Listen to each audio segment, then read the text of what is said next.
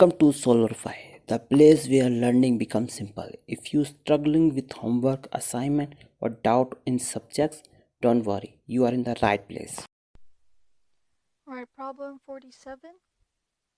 We are on the orders of reaction, and what I have right here are the different um, equations for half-lives as well as the plots relating the concentration of reactants and time.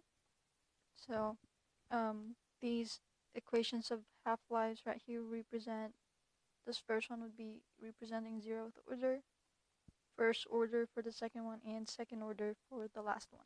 And for the plots, we got the zeroth order for this one, and then first order, and finally we got the second order on that last plot. Okay, so part A of um, 47 is asking which one would have a plot, which order of reaction would have a plot of the concentration versus time yielding a straight line. So first of all, it says concentration versus time. It doesn't say ln of concentration. It doesn't say the inverse of concentration. It says the concentration versus time. So right off the bat, just from the question itself, it already tells us that part A is representing zeroth order of reaction. Okay. Part B. Part B is talking about half-life, and it says the half-life is independent of initial concentration. Okay, so initial concentration is represented by A naught, right?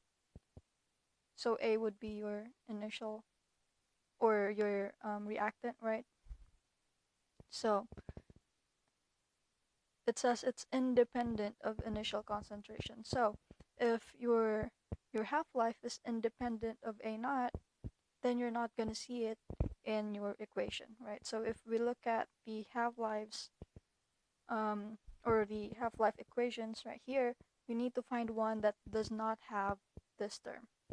And this equation in the middle right here, as we see, does not have the term A naught, right?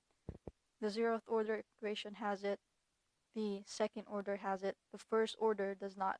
ln of 2 is a constant number, right? So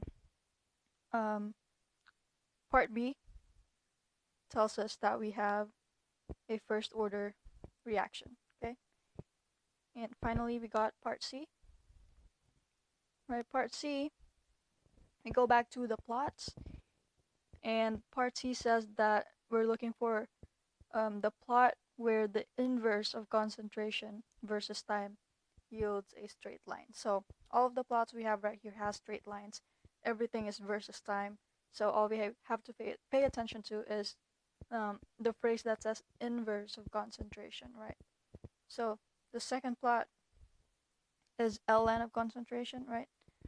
It's the third plot that has the inverse of concentration, 1 over concentration of A. So just by that reasoning tells us that part C is talking about second order of reaction.